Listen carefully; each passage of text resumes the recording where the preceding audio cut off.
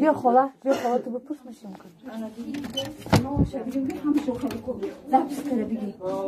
بیا ساعت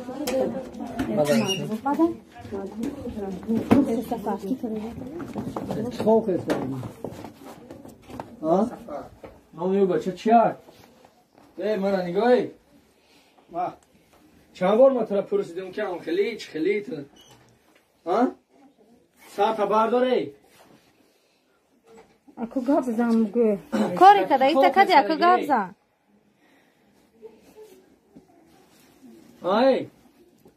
ساعت برداره همه آدم بگی تمام نام همه آدم بگی تمام پیش برای نو پیش برای نامشه چش های کجا میدونه خودش میدونه خودش های کتکی خواه خیست کدگی نه جواب ثابتی اخی کی رسیدگی اپا جان حیات خود چسازان حیات دوداری مرا حیات دوداری مرا که اوچی ما در چی اوهورا ما گناهگار نه ما گناهگار اپا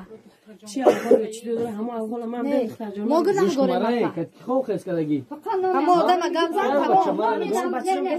همه آدم بگی هیچی نمیکنه تمام نام همه آدم های کتکی خواه خیست کدگی مرا نگاه نامشه بگیره تمام های گاب دان گفتستان کتکی خواه خیست کدگی گاب نزده سه نه آقاد خودش در پیش اوچاش گفت تویستان همی کاره کدگی بده عثمان بکر کیای نیم چی نومشه گرفته سازم عثمان بکش کیای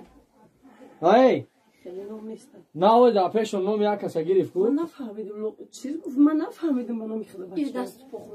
من گشکو بگو رئیسی محله بیایی که ول میبرن میگه تهمت کردن نه اپا جان نه تهمت چی جاش برو بی هیچی نیست نه اخی بعد که اینجا رفت تهمت کردن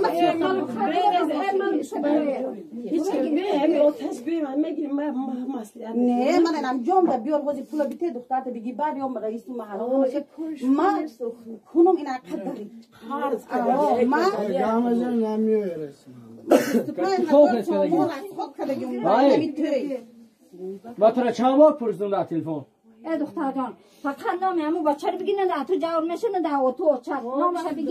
نامش بگی که همو نفوره که سری سود بگرورم تا ای یار کو بخواه دمین یک ساکنی نام همو آدم بگی تمام رسخوت حبیم که اوتش میتی ایچی اکو او به اورگیش باید چیز گر بزنه چی را گر بزنه خواهد برای چی گر نزد من قریب 10 بار با میگفتم بیا پیشت برم میگفتم بیا ببینم همه دختر هسته نه میگفت اکم نمیمونه اوخی او که اکش بیار نگاه کنه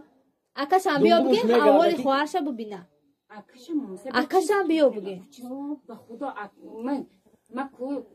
دلم نسیبه نگرد جان